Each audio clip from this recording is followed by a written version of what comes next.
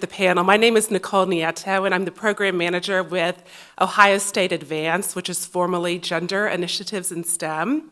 And I've been at the university for a little over 10 years. I was at the Student Life Multicultural Center, also in the Office of Human Resources, and now in the Office of Research.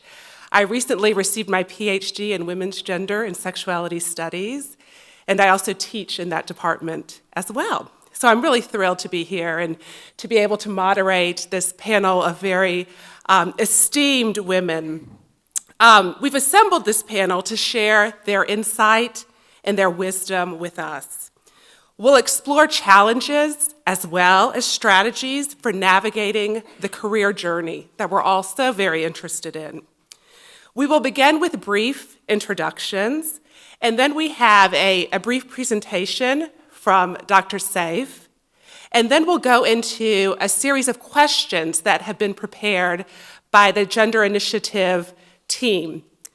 And after that, we'll leave an opportunity for you all to ask questions of the panelists as well. So we'll begin right now with brief introductions. I'll have each panelist just share a little bit about who they are and where they are on campus. So my name is Linda Saif. I'm officially at the university, a distinguished university professor.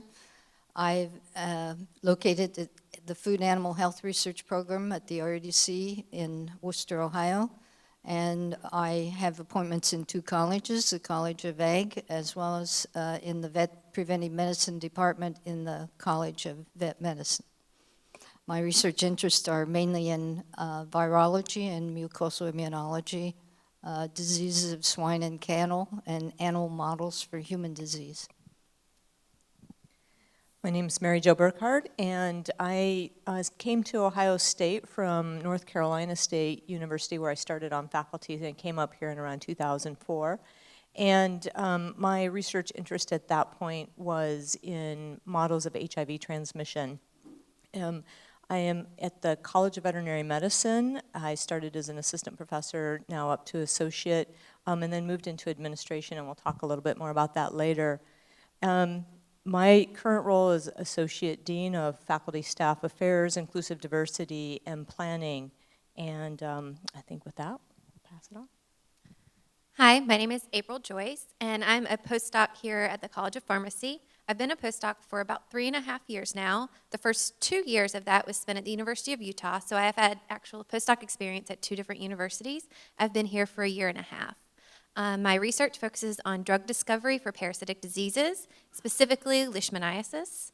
And I'm also co-chair of the Postdoc Association, which gives a little bit of a broader postdoc perspective. So I may speak on that a little bit today and not just my personal experience. But the PDA is actually how I became involved in gender initiatives, because until I was around a group of postdoc women, I didn't realize that a lot of us share the same concerns, and no one was voicing those concerns. So that's how I became involved, and that'll move on. I'm Nancy Moran. I'm a postdoctoral researcher also in the Comprehensive Cancer Center. My doctoral training was in nutrition, and my current research is on nutrition and cancer prevention. I've been a postdoc for 5 years. The first 2 years I was doing a dual mentored postdoc with my mentor here and also with the mentor at University of Illinois. So I did a lot of 5-hour drives back and forth to get some clinical work done here and some basic work done there. I, like April, we're pretty close. I'm past co-chair of the Postdoc Association and got interested in gender initiatives, same reason that she did too, just casting our sights a little more broadly and realizing that there are some challenges that women may face during their advanced training to pursue careers in science, technology, engineering, math, and medicine. So I'll move the mic.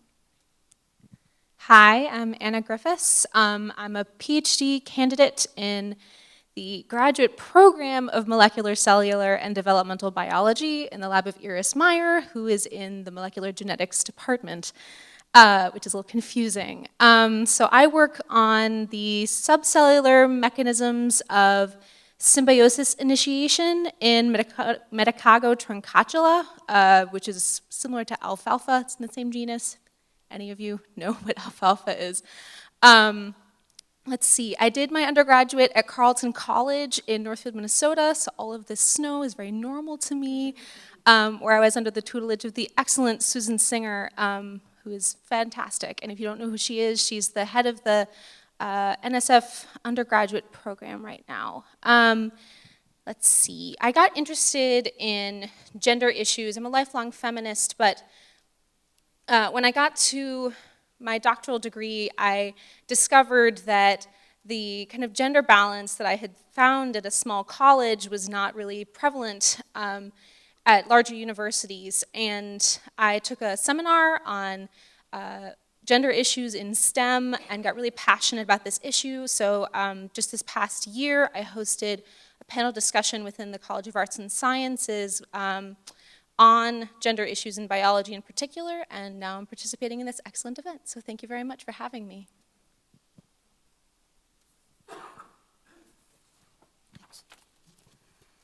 So I was asked to, as a senior member of the faculty here, you can see I joined the faculty in 1979, so over 3 decades on the faculty at Ohio State University. I was asked to share some perspectives about the most prevalent challenges that I've experienced in getting to full professor, and also how these challenges have changed since I started my career. So I thought I can best do that by putting together some slides about this.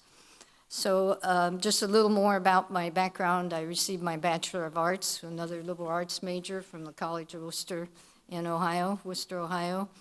I then received my MS degree in 1971 and my PhD in 1976 from The Ohio State University in the microbiology department, doing my research at OERDC campus. And then in 79, I was appointed as assistant professor at the OERDC campus, and I've been there since. So I want to talk about a little of the crooked path along the way. So many of you may recognize this from Dr. Zeus. And he said, I'm sorry to say, but sadly it's true that bang-ups and hang-ups can happen to you. And I'll talk about some of mine.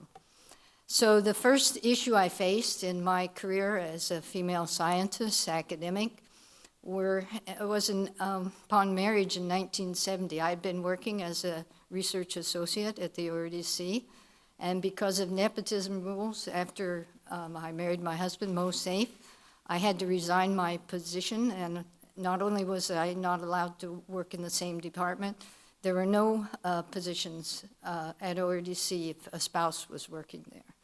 So this made me rethink my career path. So I had started originally at Case Western Reserve University in a microbiology, immunology, a very basic research program.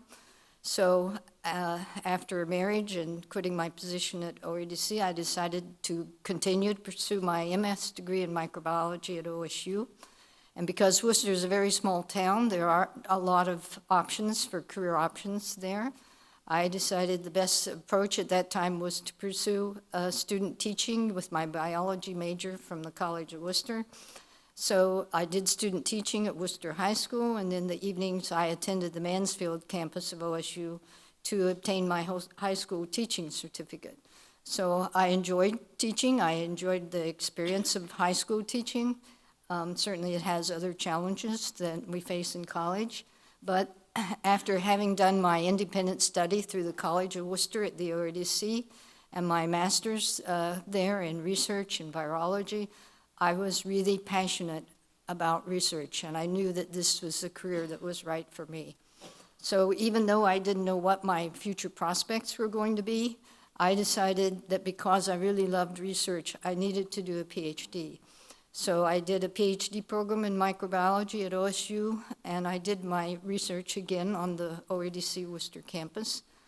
Then I had an excellent mentor there, Dr. Bohl, who was a world-renowned virologist, and so this has been really important throughout my whole career, was the mentorships that I've had. So he offered me a part-time postdoc position. Our son was born in 1976, so he went through my PhD graduation ceremony with me, although he wasn't aware of it at the time. And so I wanted some kind of balance in raising a child and having a career, so the trade-off for me was to do a part-time postdoc as opposed to full-time. And at that time, the rules had changed at the RDC so that you could be on soft money, but you couldn't have a hard money position. So I was supported by his NIH grant funds. And another important thing with his mentorship, he was the only professor at RDC who had NIH grant funds. And that proved to be very important for my career path. So finally, in 1979, 9 years later, the nepotism rules changed. There was an assistant professor opening in food animal health at ORDC. And so I gladly applied for and fortunately got that position. And some of the issues I faced as assistant professor were the pay disparity. I was the lowest paid faculty member at ORDC for a number of years, but I really wanted this position, so I really didn't let that deter me. The issues that we've all talked about and faced that Christine mentioned, childcare, the need for family help and support when you have to be at a meeting or you don't have someone take care of your child. Our solution with my husband and I, both in science, was we took our child with us all over the world to our meetings. So by the time he was 3, he probably had more frequent flyer miles than most adults. But that proved to be an educational experience for our child, and I was glad because now he loves international travel. And the other thing that was a bit different for me at the time was I was the only faculty member for some years at the RDC campus. So I managed, with the help of all my mentors, Dr. Bohl, the chair who hired me, Dr. Kohler, who was a very effective mentor for me, and then my husband, who was also a mentor since he was also in science, to advance through the ranks. And in 2002, I was appointed by The Ohio State University as a distinguished university professor. So there are a number of challenges, I think, along one's career path and as a woman scientist in an academic position. And the first 3 that I have up here, I think all of us face that, male, female, no matter what. We have the challenge of how to secure and maintain funding for a sustained research program for 3 decades or 4 decades or whatever, how to attract outstanding students and postdocs, and how to initiate and foster productive collaborations. So I'll be glad to speak to any of these later on, but the question I was asked to address was how to overcome obstacles, attitudes, and I think the 2 most important words I can address for anyone, but for female scientists, how to persevere and persist in terms of your career. So I just want to talk about the general obstacles because they affect all of us. If we're going to recruit female scientists at all levels, and including as graduate students, postdocs, and so forth, one of the first problems is the obstacles for women for academic careers in science or STEM, science, technology, engineering, math, are the low numbers that are going into these areas, especially math, engineering, information technology. And some of this, and I want to cite a very good book that I reviewed in putting all this together. It's the results of a National Academy of Science report from a workshop in 2006, and it's entitled Biological, Social, and Organizational Components of Success for Women in Academic Science and Engineering. So I got a lot of the ideas and things, and as far as the data and information that's there from this workshop report. So there are problems in terms of the negative attitudes of young women towards science, especially math and engineering. Those problems, I think, were there when I was coming through the school, but they're also still there. There are biases, sometimes among teachers, peer pressure, leading to some gender discrimination. And what is needed more and more, I think, is successful female mentors and role models at all levels.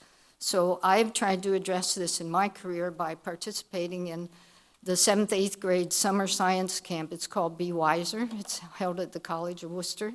And this gives these young girls opportunities to work in labs and to learn science hands-on, which is the way science should be. It's not a spectator sport.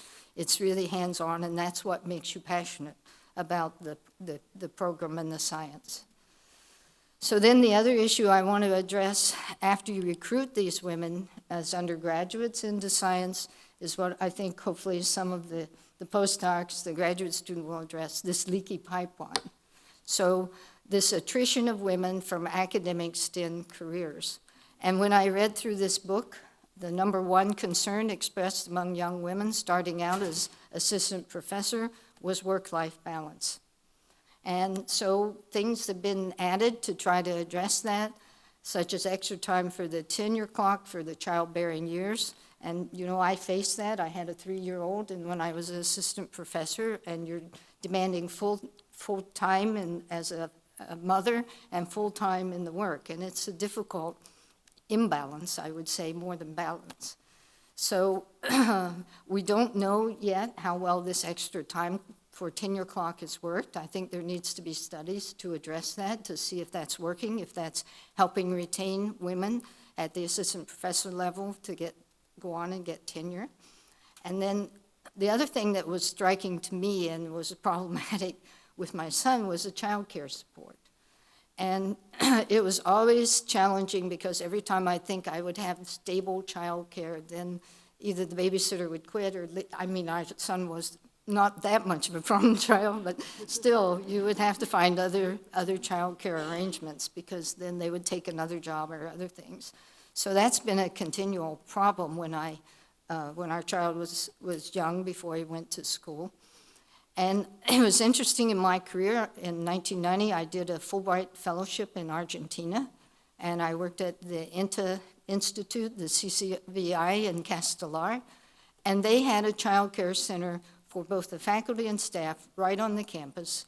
So the mother of a newborn baby could go at lunchtime, nurse, breastfeed the child, the mothers could go and feed their children, and then go back to the lab and work in the afternoon. And so I really don't understand why our universities, our corporations, can't have more child-friendly policies like this. I think this would go a long way toward increasing the number of women in these types of professions. I think the issue of pay disparities, a lot of those have been resolved, but when I was looking through this book, the major one is still at the full professor level, and it's not clear why that is. But some people think that males get nominated for major awards much more frequently than females. In fact, there's statistics on that. And so this is where the mentor is playing such an important role. If they're willing to nominate you for these awards, they think you can be competitive. And I've had that privilege during my career. This makes a tremendous difference for you in terms of the success of your program and where you go.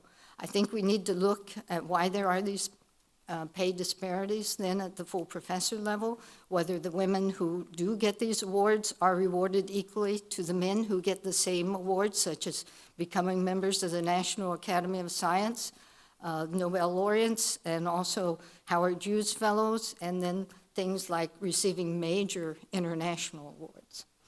So the other things I want to talk about are attitudes, biases, and mentoring, because I was asked to address how things have changed since the more overt forms of gender disparity that I experienced. So I would like to say that I had thought things were progressing for the 21st century, but then when you have leaders in positions of power making these statements that impact young women and women in major various roles in science and engineering. And this came from the former president, who at the time was president of Harvard University, the former US Secretary of the Treasury, Lawrence Summers, during one of his talks that supposedly was explaining possibilities why there were few women tenured scientists at Harvard as opposed to men. And he put this thought forward that there are issues of intrinsic aptitude, and that these are, in fact, there are lesser factors involving socialization and continuing discrimination. So the National Academy of Science study I mentioned addressed some of these, and they are not finding these differences in intrinsic aptitude. In fact, in terms of generalized tests in math, the women's scores are going up, although the men's are slightly higher. But if you compare Asian females to U.S. males, they're way above U.S. males. So I don't think it's a gender issue here. Then, again, you think that things are progressing in terms of gender equality. And you have in just last year, a Nobel laureate, Tim Hunt, in physiology or medicine from 2001. And he made the statement, "Let me tell you about my trouble with girls. 3 things happen when you are in the lab. You fall in love with them, they fall in love with you, and when you criticize them, they cry." So this brought a lot of humorous responses on the internet. So if you want to get some laughs about what the female scientist said back to this, just go look at his name up on the internet.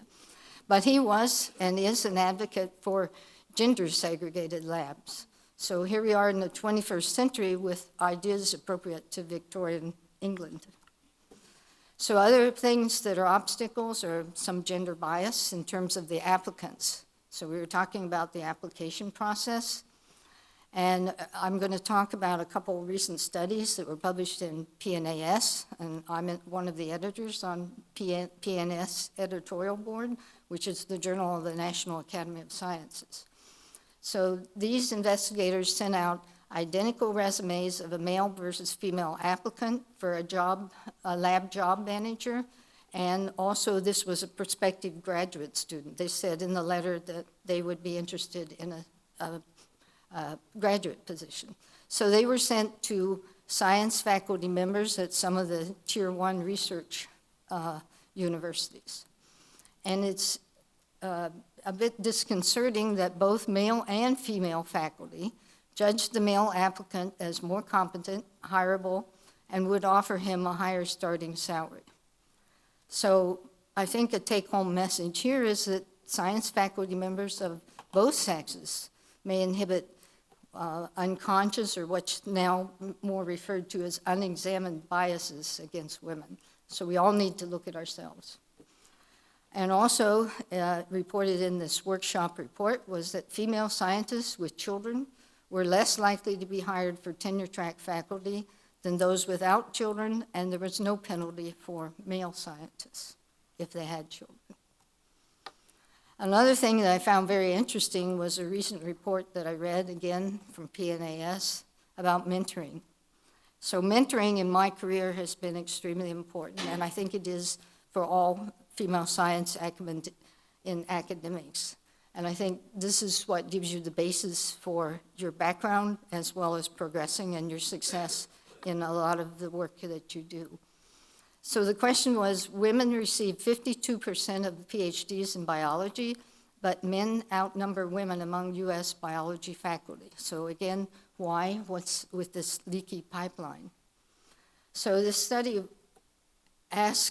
compared the responses of looking at the statistics for high-achieving male faculty, again at Tier 1 research universities, and these were Howard Hughes Fellows, National Academy of Science members, Nobel laureates, and they compared those with a similar background female faculty from those research universities.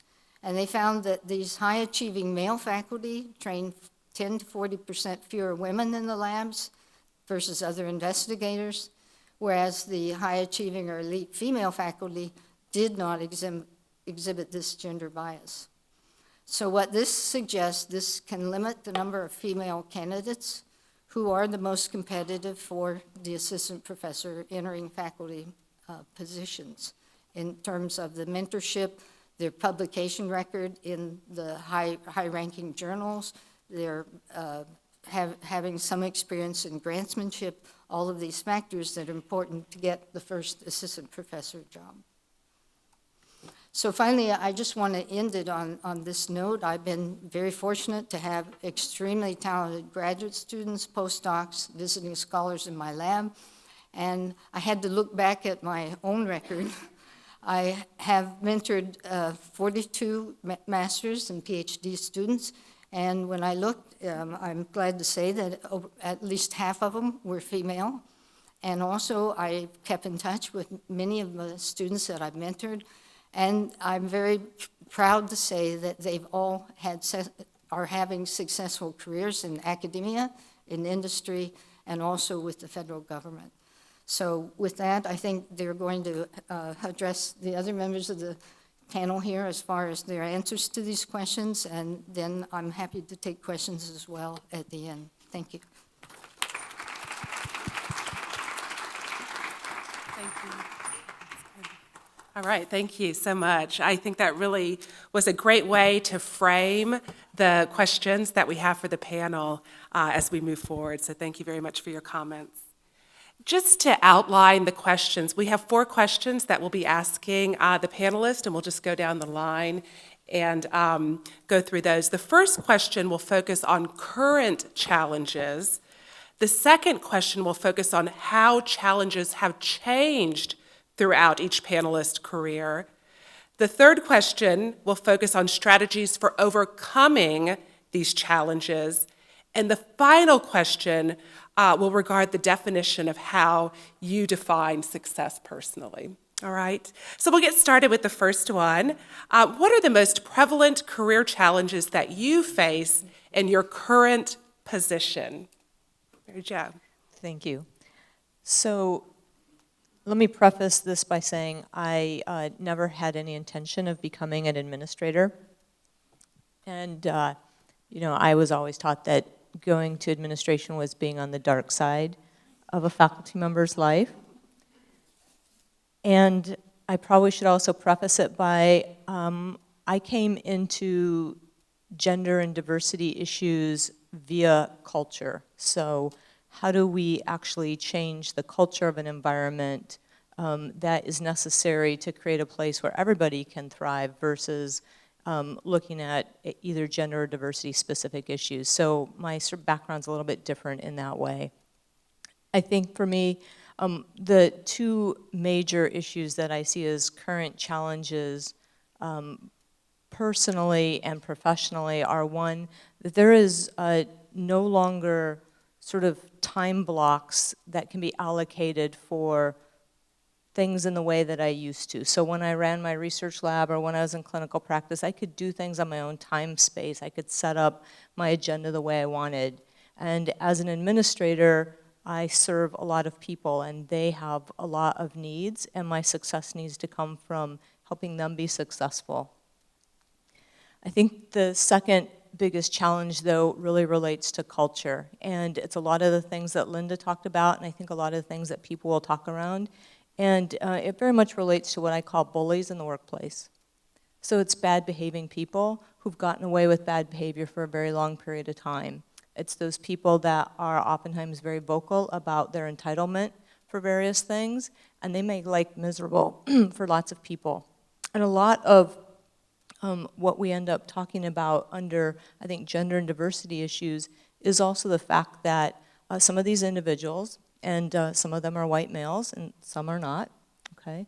But that these individuals make a place where people feel that they cannot be successful, that they're not welcomed, and that they're not included. And so they finish out their PhDs, they finish out their postdocs, they come up in the tenure process and they decide, I can be successful someplace else where I'm much more welcomed and inclusive. And so a lot of my day-to-day small challenges are helping people in small ways figure out how to overcome and battle that, and in big ways with administrative and kind of infrastructure things that can change behaviors. Okay, excuse me. So I'm a postdoc. I'm going to give you 2 answers. The first one is what do I think is personally my largest challenge, and then I'll give you also an answer to come after that based on what I think is most prevalent among female postdocs, just coming from being co-chair of the Postdoc Association and being very involved with female postdocs. So personally, I think my largest challenge right now is networking outside of academia. I'm an academic postdoc, but I want to go into industry. And I think this is gender specific because, as Dr. Seif showed, women are less likely to get a job than a man. If assuming you don't know the person that you're applying with or anyone that they're connected to. So I think that makes networking especially important for women. And in an academic setting, it is a lot more difficult to network outside of academia. There are some things that are changing that, and it's getting better. But I think we still have to work to change that component of the academic postdoc. The other thing is parental leave policies for postdocs. I think one of the largest reasons that we see the leak at the postdoc level, or the transition from postdoc to faculty, is because some universities, including Ohio State, do not have any parental leave policies currently. And it makes it very difficult for women in their childbearing years to have children. So those are my answers. So I think that Dr. Safe showed a great list of the challenges that everybody interested in pursuing academic research face, the thinking about how to be competitive for grants, staffing a lab, being a good manager, being productive. So those are definitely at the top of my worry list. But those things aside, sort of in recent history, are that kind of relate to our topic today are pursuing a very strict dual career move and job search. So my husband trained as a PhD and MD, and the next step in his training after what he's doing now, which is internal medicine residency, is to do a fellowship in cardiology. So we just recently navigated this. What's so tricky about something like that is that that uses a match system. It's not just a, oh, I pick you and it's done thing. It's a computer managed match system. So he and I figured out a way to kind of navigate that together, and I think Christine did a great job of pointing out, find those people who will talk to you and will lend you a hand, and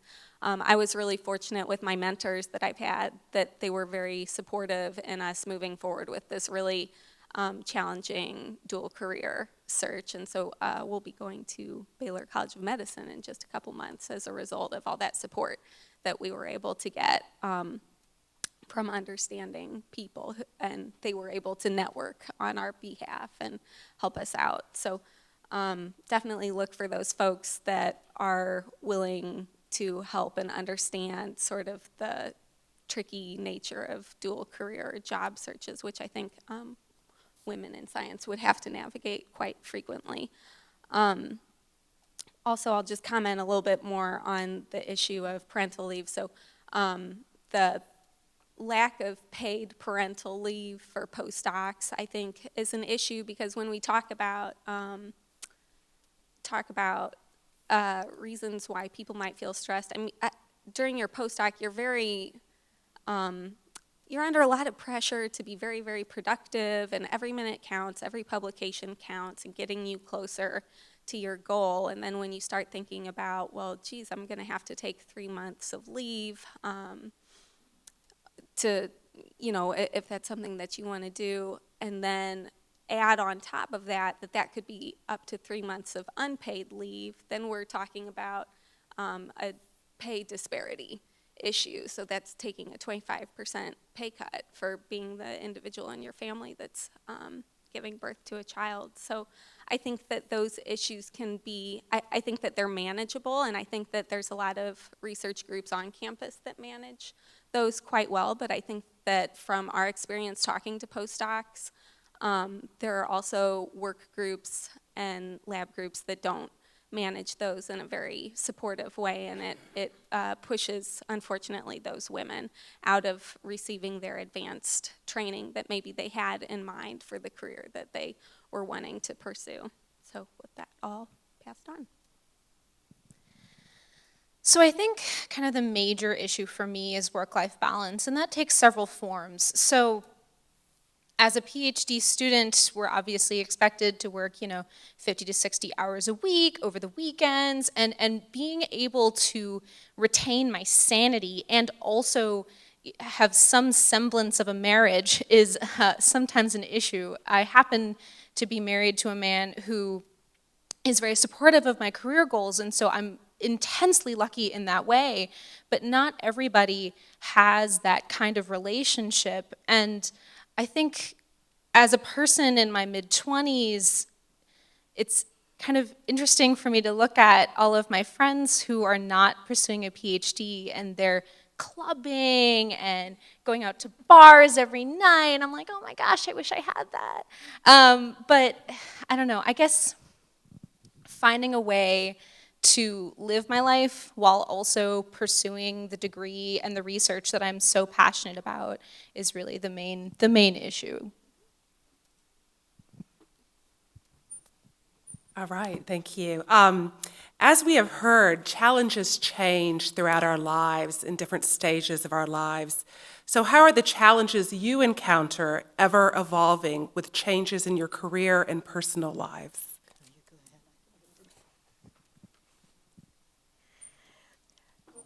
So for me, I think one of the biggest evolving things for both personal life and work life integrates together and has turned out to be really useful, but I didn't recognize it in the moment. So for years, I'm a veterinarian, I'm a clinical pathologist, I was an NIH-funded researcher, and those were my identity, right? That's how I would describe myself to other people. This is who I am, this is what I do, and they are linked. And when I decided that that trajectory was no longer right for me, one of the things I had to let go of was the fact that that was part of my identity. And so who's my identity going to be? And where am I going to get support from? And the people all around me were veterinarians and clinical pathologists and NIH-funded researchers. And so it was really challenging to be with people who did that, and I didn't fit into that box anymore. And so where do you get that? And so it forced me to find kind of a new peer group of people, new friends and associates across campus, other parts of the university, who were talking the same language I was, which was, how do we change the culture? How do we change the environment? How do we develop people? How do we do career advancement? How do we do this differently? And so for me, kind of my working identity had to evolve quite a bit, and letting go of who I was meant I had to get with some new people. And it is those very people, though, who now I often turn to with, okay, so how have you handled this? Do you have this sort of situation? How do you deal with high conflict individuals? How do you address helping people at certain stages of their career? How do you end up changing the culture, team build, give feedback, those sorts of things? And so this has worked out very nicely. A lot of both my personal and my professional interactions are with people who speak a very different language. And I was recently talking to somebody who was one of my very first mentors here on campus. He's a researcher, and we were talking about some of the very same changes about postdocs and graduate students and writing letters of recommendation. And I reeled off some data and some literature for him, and he said, where did you learn all this? And I said, all those years that I didn't know what I was doing, that's what I was learning. I was learning a new language, I was learning new information. There's a lot of data out there and information. I just had to kind of apply myself in a different field. But I first had to get with some people who looked at things differently for me to be able to look at it differently. So for this, I've got quite a different story than I would bet most people in the room. My husband is actually retired military. So we spent the first years of our marriage and the entire time that we were dating with him being full-time active duty military. And at that point, I had decided that I was getting a PhD and I was going to follow my career path and to heck with everything else. And so it turned out that I changed my mind during my PhD and decided that I would marry this guy that was an active duty military. Well, they don't get to pick where they live, kind of a very similar situation. They get told where they're going to live in the United States.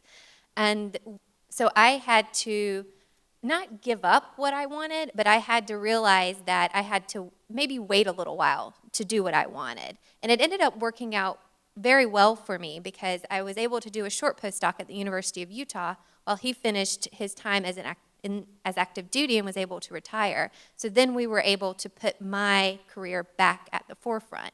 And I think part of that is something that Christine said earlier that really stuck with me. And I think what I did is I didn't let my identity go.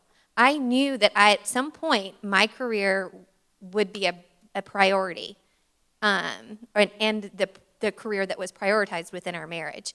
And so I had to keep that and know that that's where I was going and that we would get there one day, but it may not be today.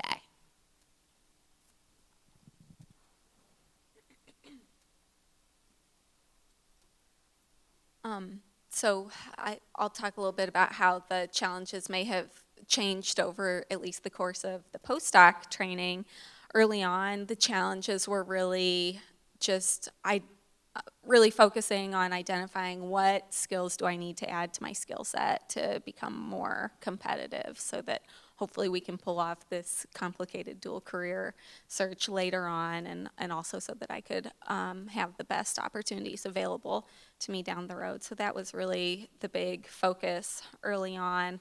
And now I think that what I'm learning as I'm transitioning from being a postdoc to an assistant professor is realizing how important it is, again, to reference Christine's talk, how important it is to develop your brand and be able to communicate that succinctly to folks so that they can get a clear image of who you are without them. You know, of course, everybody's going to decide who you are, but sometimes I've just noticed when I don't do a great job of conveying who I am right away, I can tell that they're sort of forming this different picture over the course of 15 minutes, and I don't like the direction that that picture is going, and I want to pull them back, and then maybe the quick little meeting we had is over, and I just think, oh, I should have done that differently. So now I'm going to have to figure out how to fix that. So that's sort of my current challenge, is thinking about how to convey that brand as an individual. I'm not under my principal investigator's brand anymore, so I need to develop my own brand and work on that. I think in terms of gender issues, the way that kind of the stages of my career have changed the issues that I've been facing is, so I went to a very small liberal arts college where half the science faculty were women and half the science faculty were men, and the majority of the biology majors, at least, were women. And so none of this kind of sexism issues really entered into my vocabulary until I left that kind of very insulated environment and came into kind of the real world of these large universities where that gender balance was not necessarily the case. And I guess to me it was very shocking that this thing that I've been told my whole life, that women can do whatever they want and it's fine and you don't have to kowtow to anybody to do what you want, was probably not true in the real world, and that made me want to fix it. That made me want to make that world that I was told was true what's actually going to happen in the world for my children and for everybody else's children. And I guess that's the challenge that I face now, is actually finding a way to incorporate that into my career path without alienating anyone, and without kind of disadvantaging myself, I guess. I'll make one comment on that related to what I presented, but I think going all the way from rules against husband and spouse even working together at the same institute to now where the universities are actively recruiting the other spouse has made a huge difference, because I think I read a figure, 68% of married couples in science are husband and wife dual career. So that's a very positive factor, I think. And also, I think for the university, that provides a lot of stability, because I can tell you from my own experience, it's much harder for both of you to go find a new position where you're both equally satisfied. That's much, much harder, so you're more likely to stay in a position where you both are pretty satisfied. Great, thank you. So we've already heard some effective ways to tackle some of the challenges facing women in the academy. What are strategies that you have for overcoming the challenges you have mentioned?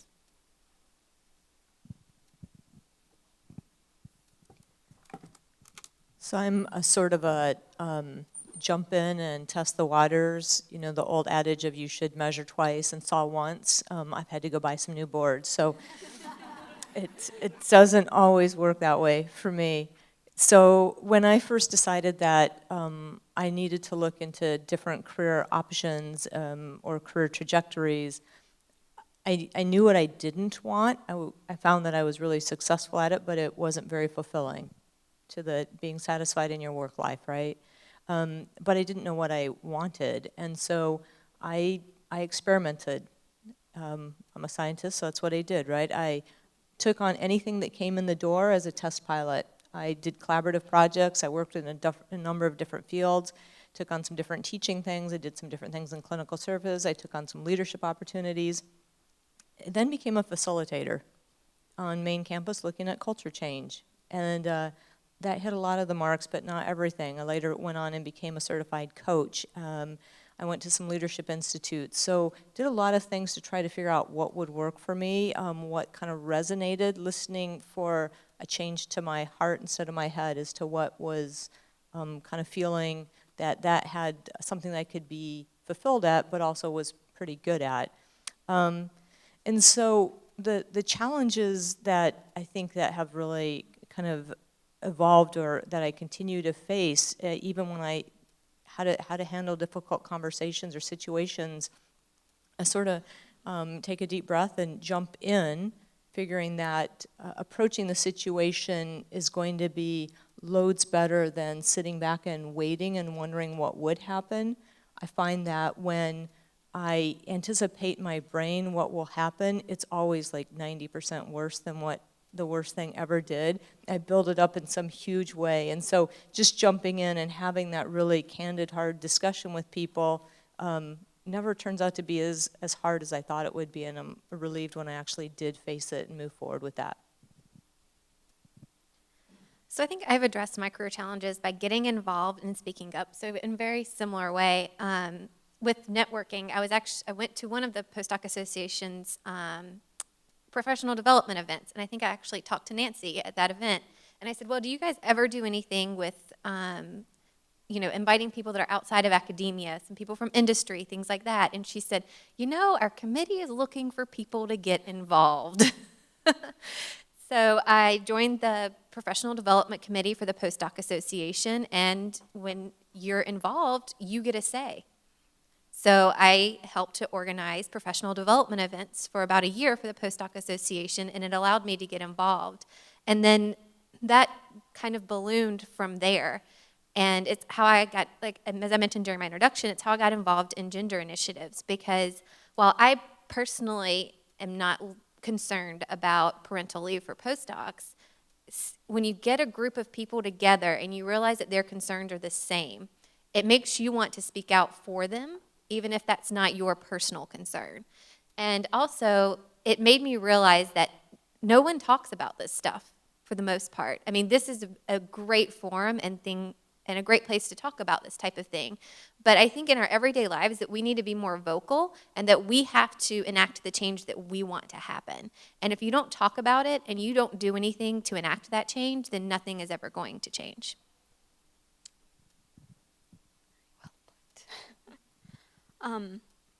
So the way I've approached some of these more complicated career challenges, I'm a little more of a planner. So actually I would recommend this to anybody who has the opportunity. I took part in a maybe 8-week course on business management for scientists, and I found that the things that I learned in this course that was offered at University of Illinois, but I think they have a similar thing here at Fisher College of Business, translated really nicely for my professional and personal problem solving. So taking some of the tools that are used for strategic planning and using that to really attack some of these more complicated issues, like figuring out, okay, what what kind of training do I need to get in order to be most competitive, and doing a SWOT analysis. If you don't know what that is, look it up. SWOT, strengths, weaknesses, opportunities, and threats, and really assessing that and then making a plan. And I'm one of those people that thrives on to-do lists. So once I can convert that plan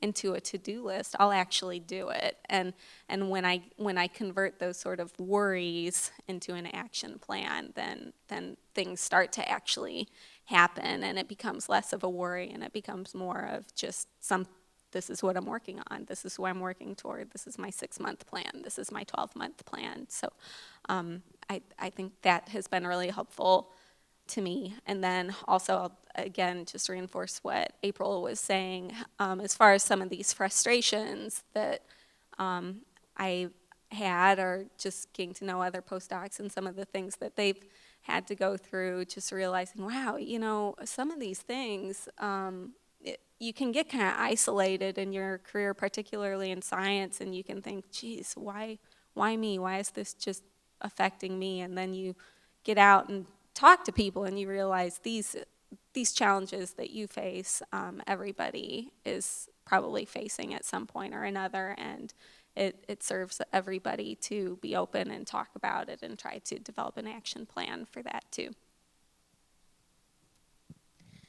So the way that I address challenges in my life is very much defined by the fact that I face this kind of double whammy of being both shy and introverted, which is not the same thing, but which really can make it difficult for me to approach people and to approach issues, especially interpersonal issues. And so my strategy is normally to do as much research on a given topic as I possibly can, so that I can make as strong an argument as possible. And eventually I can work myself up to get the confidence that I know that if someone disagrees with me, they're probably wrong. And, and that, even if they don't end up agreeing with me, I can at least make a reasonable argument from my position. And I can convince my PI that I want to pursue a different research direction, which is something that I was actually able to do. And that's kind of how I address most of my issues. I just want to make one comment of something that was very helpful to me when I was a graduate student, and I still can remember that, when I was at Case Western Reserve University, which was into a pretty intensive immunology basic research program. And we had an invited speaker, and her name was Marion Koshland, and she was a very famous female scientist in biochemistry and immunology. So she gave a talk in her subject area, but then she met with the female graduate students, and we had a one-on-one session about career paths, family work values, and also how you manage children and also an academic career. And I found that was one of the most helpful things to me. So if we can bring back some of the senior scientists who have gone through that and they can address these issues, maybe it's helpful for the young female scientists coming up, I think. As I listened to you all reflect on that question, I was really inspired, because to me, it seemed that you saw these challenges as opportunities for personal growth and also opportunities to educate others. So I really appreciated that. Our final question, I'm very excited as well that we ended on this slide of yours, Linda, because the final question is, how do you define your success? And that looks like success to me up there, seeing all of those people whose lives you've impacted. So if we could please do the final question, and then we'll open it up to questions from the audience. So I already mentioned this in my talk, but I think for a faculty member, the defining impact are the people you've trained and the impact that they've had on science or in their careers. And so I'm especially proud of both the male and female students that I've trained and the success that they've attained. And I think that's the most rewarding part of my faculty position. Along the way, my definition started like Linda's did, but it morphed a little bit, and I realized that although I had a lot of opportunity to impact individual people, what really drove me to taking on more administrative positions was some of the opportunities I had with Project CEOS, Comprehensive Equity at Ohio State, and some of the others with the Women's Place, to understand that institutional change doesn't just change one person, it changes it for everybody. And so my impact became not just the person in front of me, but who and what that person represented, I could change for everybody. And so that's how I try to measure my success now. I have a bit of a different definition of success, and I say it's happiness. If you're happy with where you are in your journey, then that's successful. You may not have the straight career path that you had initially laid out before you, but as long as all of the steps along that path are making you happy in your life, then I think that's success. I absolutely second that. My response was being able to do what I love, and yeah, just being able to every day say, wow, I love what I'm doing. Also seeing personal growth and managing uncomfortable situations and turning those into more comfortable situations, finding those things that maybe are a source of anxiety and conquering those. Those are all things that I find to be success. You guys stole my answer. I guess to kind of add on to that, my definition of what happiness is and should be has changed throughout my life, I would definitely say. For me now, that's the spark that I see in students' eyes when they finally understand something that I'm trying to teach them. And I guess fighting for that and fighting for what makes you happy is itself a form of success. All right. Thank you so much. We're now going to open the floor up to questions that you all might have, as well as the campus at Worcester has for our panelists. Okay. All right. Great. So talk to me about how you handled, at some point in your career life, guilt. Because we're always guilty, shoulda, coulda, woulda. How did you handle that, and how did you come over it? So the question was, how did you handle guilt? Because we all have experienced that at some point in our career, in that teeter-totter that we're all on. So I think that I still experience, you make it sound like it was in the past. Like it was on my walk over today because I should have been here for the first part this morning, but I was supposed to be at another meeting, and then I have to leave to go to another meeting. So like I'm missing out, and I should have, and da-da-da. It's there. It's the little monkey voice that talks in your ear the whole time. And I've just gotten much better at smacking it down into its little rightful place, which is that it doesn't have, yeah, I know, you have to make it, look at it and say, go away. But I think pragmatically, I personally don't do well by looking backwards at what coulda, shoulda been, right? I do best when I focus on some sort of goal or objective. I have also a huge list of checkoffs and other stuff like that. So if I can look forward and I know that I'm moving in that direction, all the woulda, coulda, shouldas and the people who said, you could have done that better and maybe you should do X, I can let it go by the wayside because I'm focused on where I'm headed. I think I agree that the guilt is a daily, I should be in the lab right now. But I think the thing that, and I'm bad about the guilt for, it's a Saturday and I'm enjoying like biking outside for an extra 2 hours. I could be working. I have to tell myself that your definition for success isn't necessarily the number of publications you have. It is, are you happy in what you're doing? Do you love your work? And I think daily asking myself and making myself reevaluate and know that I am moving forward, and even though you can always be doing something else, that you have to take time for yourself. You have to do these things to maintain a healthy, well-rounded life. I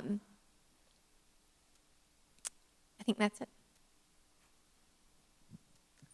So I have a 1-year-old, so I'm just starting to learn about intense guilt. But I think talking to people in my support system about it, maybe so I don't live in the same state as the rest of my whole extended family anymore, and I'm not going to anytime soon. And just talking about that with them and actually hearing from them, hey, it's okay. We have FaceTime, we have Skype, we'll come visit, you come visit. There's things you can do for balancing family, and we have technology that helps us now too. And then also, like, thinking about April's example about going on that bike ride, and realizing these are big things that we're trying to do. This is not easy. Nobody said this was going to be easier, that you wouldn't have choices or be faced with a little turmoil, and just recognize this, it's probably hard for everybody to can help.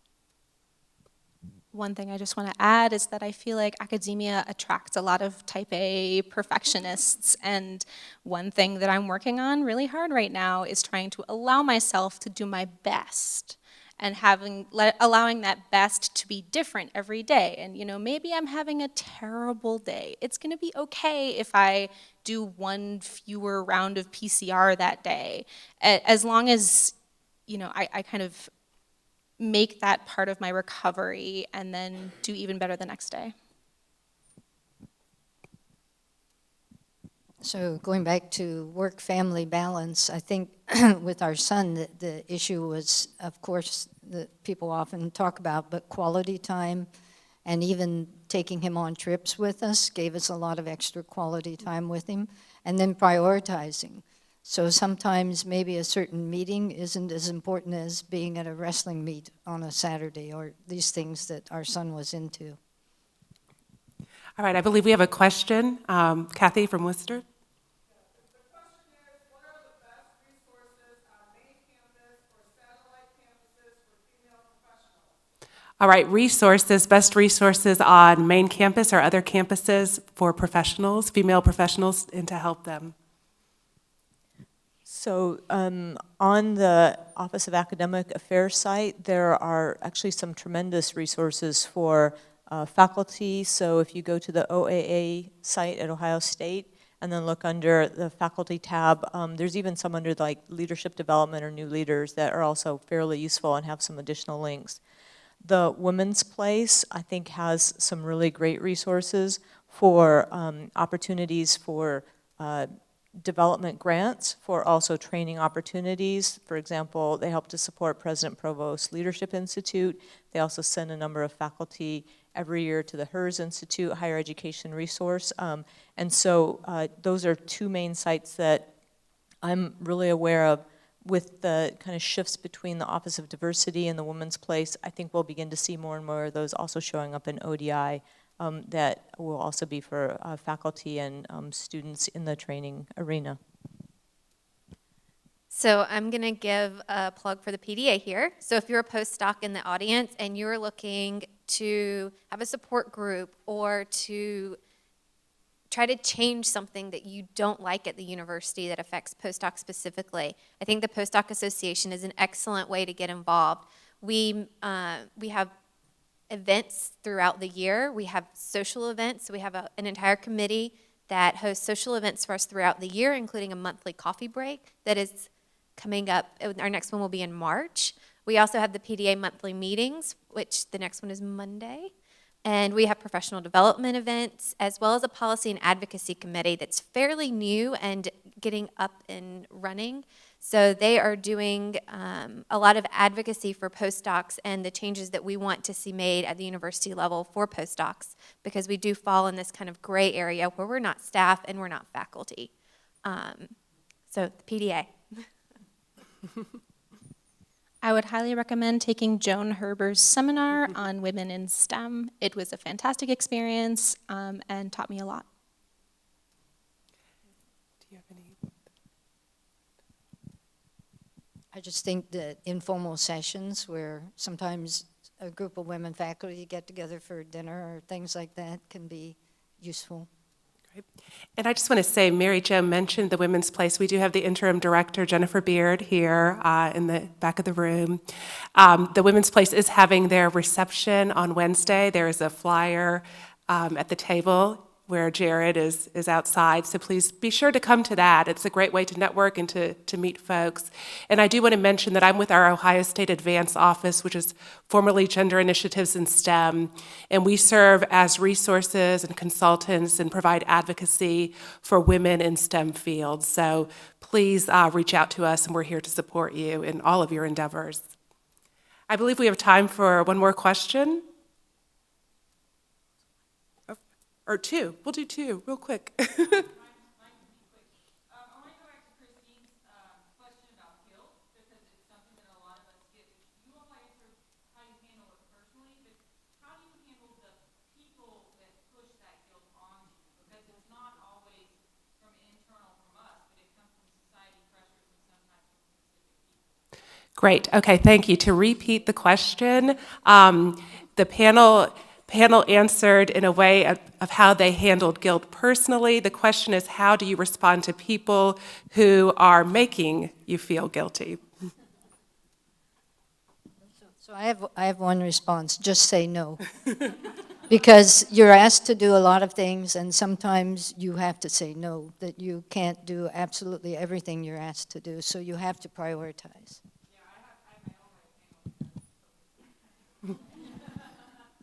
That's mine also, and that's the advice I give to junior faculty across the board, whether they're women or men. And I say, if you can't say no, then go enlist your chair or the support of your mentoring committee or your mentor to help you figure out how to say no better. Sometimes it's more politely, and sometimes it just needs to be no. I think I have to third that. You have to learn to draw the line in the sand somewhere, and you have to realize that overburdening yourself or succumbing to the pressures from the outside, if they're not best for you, is going to end up hurting you in the long run. And I think if you make that personal realization and you really feel that you shouldn't be doing something or shouldn't be pressured to do, to work more hours or whatever the pressure is, then I think if you talk to the person that is applying that pressure and ask them, why do you think I need to do that? Is it because you don't think I'm productive through the hours that I'm here? And going back to some of the things Christine said, I think if you listen and you ask them questions and define why they're thinking the way they are, you can better respond to that and address it. I think this is an important issue for postdocs and grad students because we are, and it's part of our training to always be nudged to see how much more we can accomplish, and that can be a positive form of stress, but sometimes it crosses into the negative region, and for that, how I've handled it is coming back with data or something quantitative, doing maybe a little negotiation. Of course, do the listening, but also showing, hey, well, 2 weeks ago our priority was to finish this project, so to do that and write a grant and write a paper may mean that nothing gets done, and just talk more about reprioritizing things. So I think that has to do with the listening April was talking about too. One thing I'll say when you're dealing with the power dynamics with a mentor is get things in writing. If they tell you to do something and then 2 weeks later they're just like, oh, why didn't you do this other thing? Then you can be like, well, you told me to do this, and that seems to help me. Okay, I think we have time for one more question in the back. One more question, and we'll just maybe have one or two answers from the panel.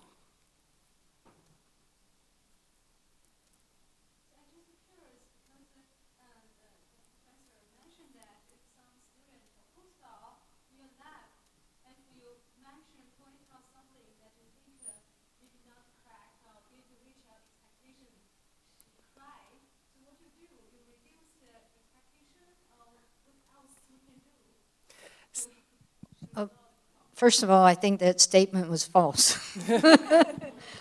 I haven't really encountered that in my, so the career, I think you're asking if you have a situation where the student gets so upset they cry, what do you do? Is that your question?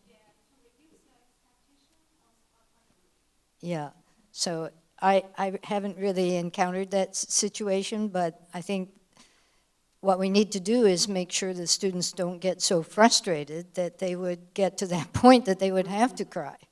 So answer these issues that come up as they come up and not let these things build up to the point where they get to be explosive issues. Great, thank you. And you're the last question. Did you want to? Yeah. It was just sort of a, I guess, a summary, but what would be the biggest change that panelists would like to see at the Ohio State to make more general articles and more studying on the Wonderful. Great question. So, and I think that's a great way to end.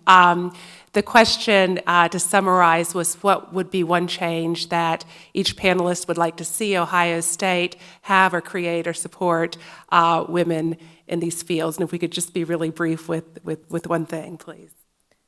I would like to see that we require there be some number of women, underrepresented minorities in every applicant pool before we're allowed to bring any candidates onto campus for their interviews. Paid parental leave for postdocs. Structured mentoring plans for postdocs. Make it okay to talk about these issues without fear of retribution. Well, I think at the beginning level, better child care and support facilities, as well as better mentoring, especially for female faculty members, and feeling free to go to any faculty and ask about mentoring. Wonderful. Thank you so much. What a wonderful way to end. Thank you.